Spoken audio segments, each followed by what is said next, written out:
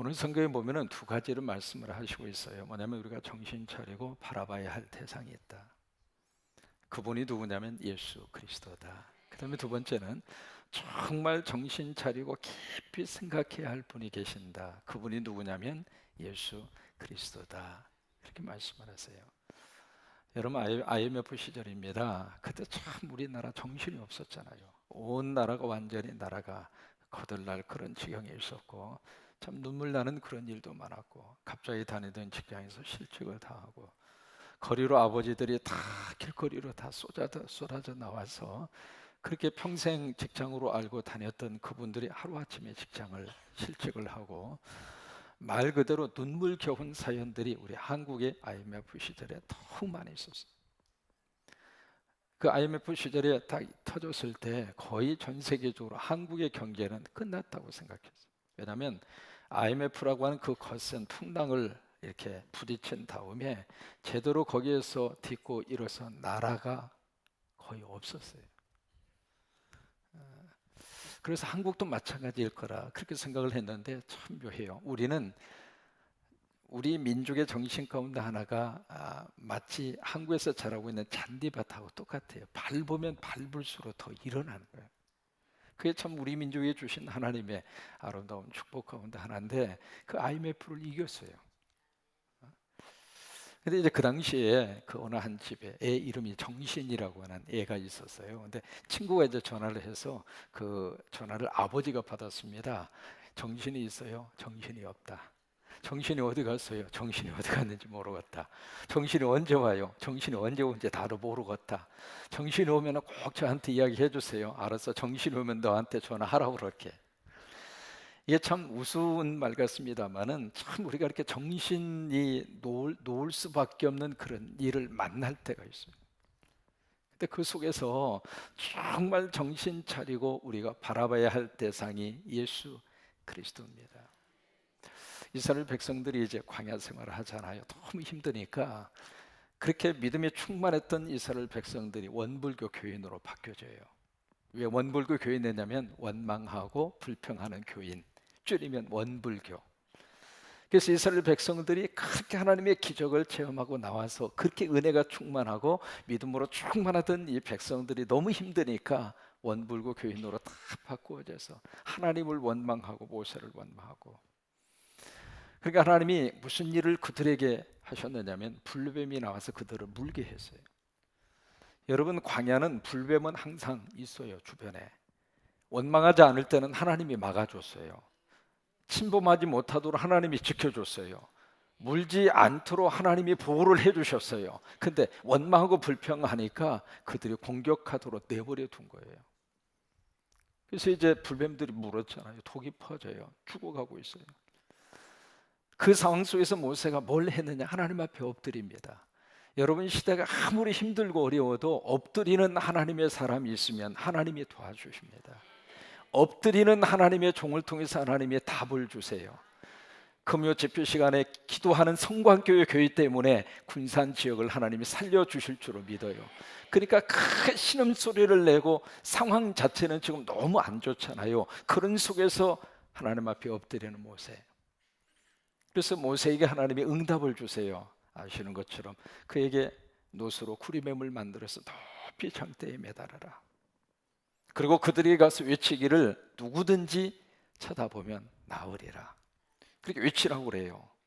그래서 이제 모세가 가서 이제 외쳤죠. 외쳤는데 두 그룹으로 쫙 갈라집니다. 한쪽은 쳐다보는 사람, 한쪽은 죽어도 안 쳐다보는 사람.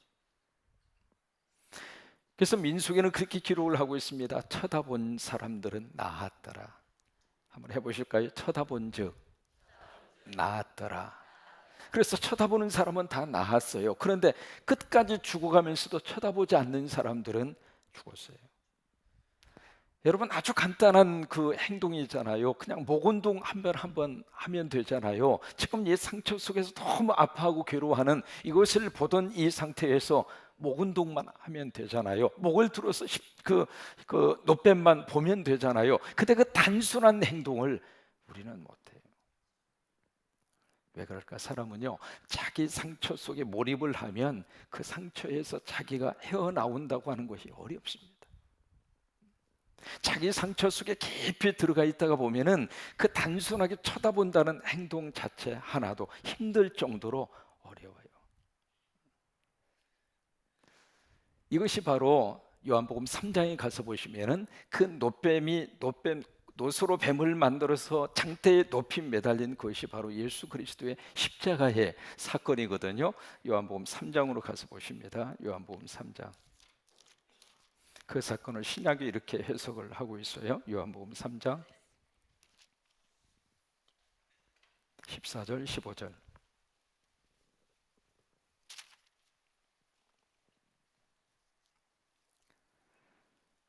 모세가 광야에서 뱀을 튼 것 같이 인자도 틀려야 하리니. 그 다음에 15절 같이 있습니다. 이는 그를 믿는 자마다. 그 믿는 자마다라고 하는 말씀이 쳐다보는 자마다 그 말이에요.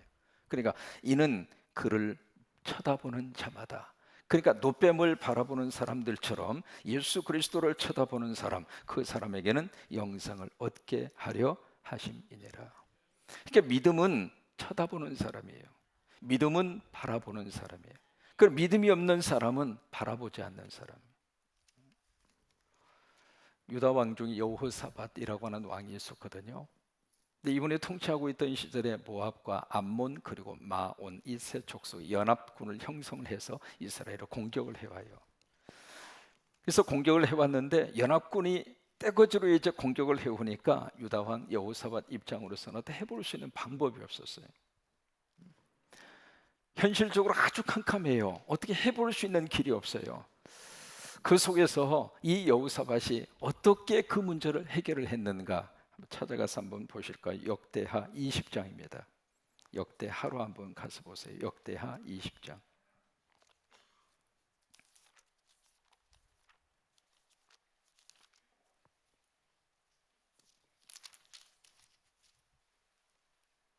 역대하 20장 12절입니다. 12절. 역대하 20장 12절. 우리 하나님이여 그들을 징벌하지 아니하시나이까. 우리를 치려오는 이 큰 무리를 우리가 대적할 능력이 없고. 그러니까 모압과 암몬과 그리고 마온 이 세 족속이 연합해서 쳐들어오니까 이 큰 무리를 우리가 대적할 능력이 없고, 그 다음에 어떻게 할 줄도 알지 못하고, 그 다음에 보세요. 오직 누구만 바라봐요? 주님만 바라봅니다. 이것이 이제 여호사밧이 신앙적으로 가진 그의 태도입니다. 아무리 쳐다보아도 나에게는 이것을 헤쳐나갈 수 있는 능력도 없고 길도 없지만은, 그러나 내가 오직 주님만 바라보겠습니다. 그러면서 13절에 유다의 모든 사람들이 그들의 아내와 자녀와 어린이와 더불어 누구 앞에 섰어요? 하나님 앞에 섰어요. 하나님 앞에 서니까 14절에 보세요. 그때 여호와의 영이 회중 가운데에서 레위 사람 야하시엘에게 임하셨으니. 그래서 이 여호사밧 왕과 더불어서 온 백성들이 하나님 앞에 딱 선 거예요. 왜 하나님 앞에 섰을까? 하나님 바라본 거예요. 하나님 바라보기 위해서 이제 그 앞에 선 거잖아요. 그랬을 때 하나님의 영이, 그러니까 성령이 여기에 레위 사람 야하시엘 이 사람에게 임해요. 임해서 19절에 보세요. 그핫 자손과 구라 자손에게 속한 레위 사람들은 서서 심히 큰 소리로 이스라엘 하나님 여호와를 뭐 했어요? 찬송했어요. 그렇게 하니까 22절에 보세요. 그 노래와 찬송이 시작될 때에, 그러니까 찬송이 터지니까 그 절박함 속에서 하나님을 바라보고 하나님 앞에서 찬송 소리가 시작이 될 때 여호와께서 복병을 두어 유다를 치러 온 암몬 자손과 모압과 세일산 주민들을 치게 하심으로 그들이 패하였으니. 참 기가 막힌 하나님의 역사입니다. 여러분, 우리가 정신을 차리고 예수 그리스도를 바라보고 찬양할 수 없을 때 찬송이 터지면 하나님이 역사하십니다. 그래서 여러분, 찬송은 크게 부르는 게 은혜가 돼요. 적어도 내 찬송이 앞사람 귀에는 들릴 정도로 찬송하는 게 좋아요. 그래서 찬송 속에 성령의 역사가 임하고, 찬송 속에 기적의 역사가 임하고, 찬송 속에 악한 영이 떠나가게 되고, 찬송 속에 하나님의 능력의 역사가 임하게 되어져 있는데, 바로 여호사밧은 바로 찬송 속에 임하시는 하나님의 거룩한 역사를 역사적으로 경험한 사람이 그 사람이에요. 이런 풍랑 이런 그 속에서 우리가 정신을 차리고 정말 바라봐야 할 분은 예수 그리스도입니다. 그분 바라보면 하나님의 역사가 나타나고 하나님의 능력이 임하고 하나님의 도우심이 임하게 될 줄로 믿습니다. 그 다음에 두 번째로 정말 정신 차리고 깊이 생각해야 할 분은 예수 그리스도예요. 우리 히브리서 12장 3절로 가서 보실까요?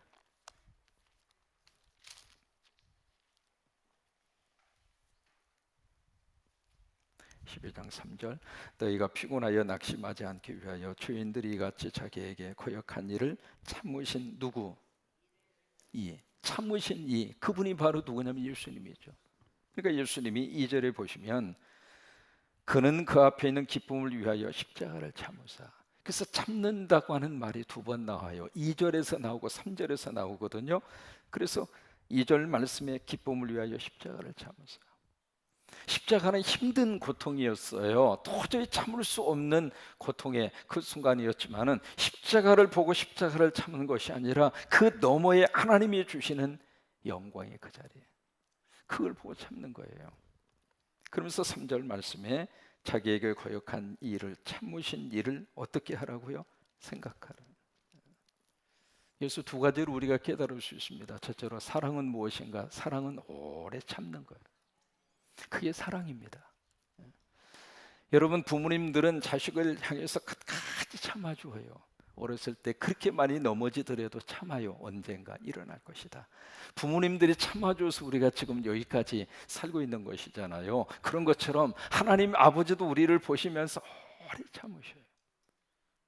넘어졌다 할지라도 그게 끝이 아니에요. 다시 일어설 수 있도록 참아주시고, 부족한 부분이 있어도 그것을 탓하지 않으시고 하나님이 기다려주시고 다시 참아주시고, 그래서 사랑은 오래 참아주는 거예요. 그 다음에 두 번째로 여기에 예수 그리스도를 깊이 생각하라고 하는 것은 예수님에게 초점을 맞추라고 하는 거예요. 우리가 예수님을 보고 나를 보는 거하고 나를 보고 다른 사람을 보는 거하고는 다르습니다. 내가 나를 보면 부족한 것이 너무 많아요. 그런데 예수님을 보고 나를 보면 나라고 하는 존재 자체가 너무 귀해요. 너무 소중해요. 왜요? 나 한 사람 살리기 위해서 예수님이 십자가 지셨으니까. 나를 구원하기 위해서 하나님이 예수 그리스도 이 땅에 보내주셨으니까. 그러니까 예수님을 보고 나를 보면 나라고 하는 존재가 너무 귀한 거예요. 거기서 나온 보험성가가 있잖아요. 당신은 소중한 사람, 당신은 존귀한 사람, 이 세상에 하나뿐인 당신은 내게 너무나도 소중한 사람. 그런 당신을 사랑해요. 그런 당신을 축복해요. 사랑받기에 합당한 당신은.